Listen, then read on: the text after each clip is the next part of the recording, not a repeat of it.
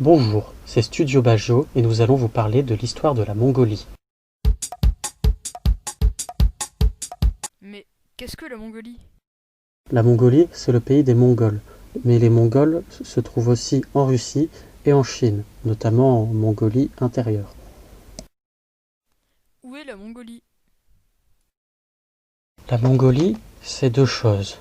La Mongolie, c'est d'abord une région composée de deux autres régions, la Mongolie intérieure, qui est en Chine, et la Mongolie extérieure, qui appartient à un État mongol indépendant. Donc la Mongolie, c'est aussi un pays.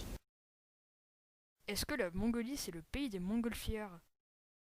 Non, la Mongolie, c'est plutôt un pays de nomades. Le nomadisme est inscrit dans leur culture. D'ailleurs, la Mongolie était nomade quand naquit Temujin.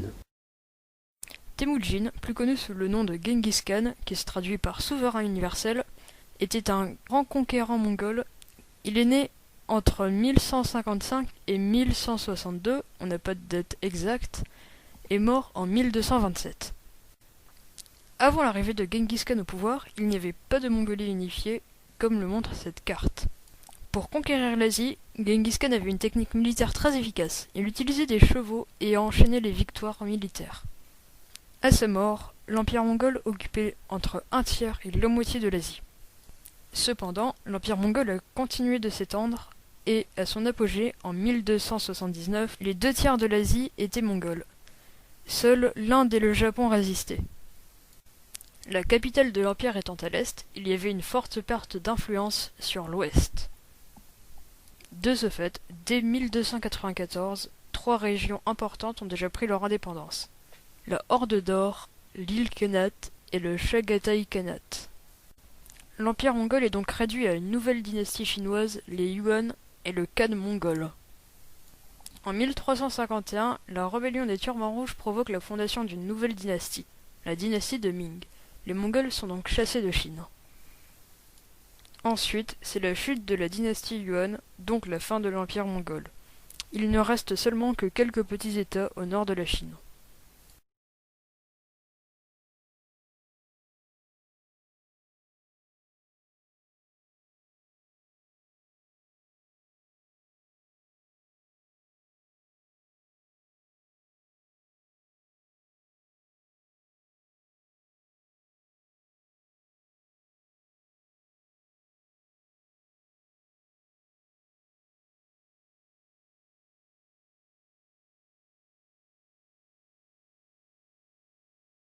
En 1644, les Mandchous renversent la dynastie chinoise de Ming et établissent la dynastie chinoise de Qing.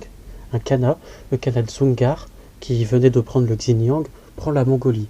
Et donc les Khalkha, c'est une ethnie mongole, demandent de l'aide au Qing.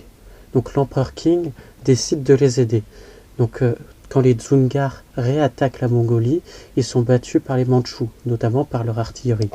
Suite à ça, la Chine occupe puis annexe la Mongolie et le Xinjiang. La Chine interdit ensuite le commerce en Mongolie. Elle y installe une bureaucratie chinoise qui empêche les seigneurs de se battre, mais elle pèse sur la population. En 1691, le système féodal qui gardait les seigneurs mongols est détruit et remplacé par de nouvelles lois. Donc ces lois installent un représentant de l'empereur de Chine en Mongolie qui possède tout le pouvoir militaire, politique et administratif en Mongolie et doit faire respecter la loi et l'autorité de l'empereur. Et donc tout le XVIIIe siècle voit la refonte administrative de la Mongolie. Au début du XIXe siècle, suite à l'impulsion de marchands et d'une grande partie de la cour de Chine, le commerce recommence en Mongolie.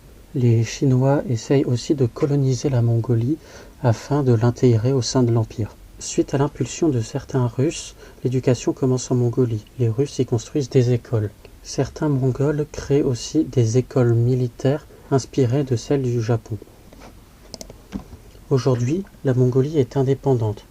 Donc je vais vous parler de tous les mouvements d'indépendance qui ont causé ceci.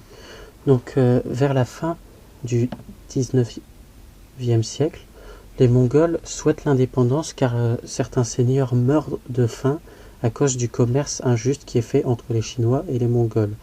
Donc en 1899, il y a un envoi d'une pétition à la cour mandchoue qui demande l'autonomie et menace par les armes.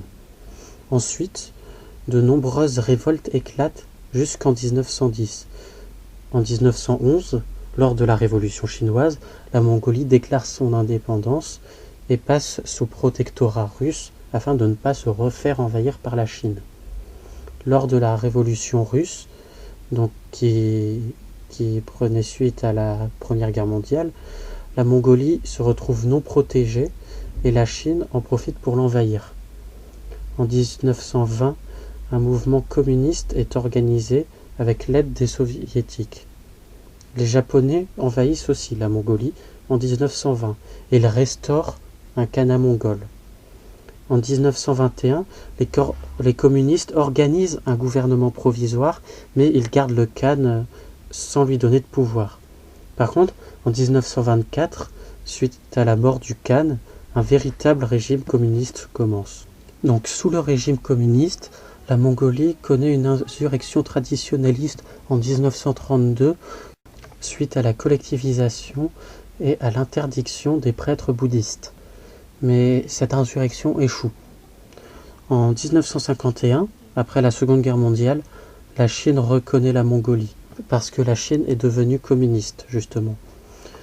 À la fin des années 50, pourtant, il y a une rupture du commerce et de la diplomatie avec la Chine qui venait d'être instituée suite à la rupture sino-soviétique, parce que la Mongolie était du côté de l'URSS. Il a notamment signé un traité d'amitié avec l'URSS en 1966. Cependant, en 1990, la Mongolie devient une démocratie suite à des protestations, mais dans cette démocratie, les communistes remportent les élections. Cependant, en 1996, les communistes perdent les élections et donc c'est la fin de 75 ans de communisme en Mongolie et depuis, la Mongolie est une démocratie. En conclusion, on peut voir que la Mongolie a une histoire très riche et qu'elle a eu une influence sur toute l'Asie et même la Russie. La Mongolie, quant à elle, a bien sûr résisté à la colonisation chinoise et a gardé ses traditions. La Mongolie, encore aujourd'hui, a beaucoup de nomades. Merci d'avoir écouté et à la semaine prochaine pour une nouvelle émission de Studio Bagio.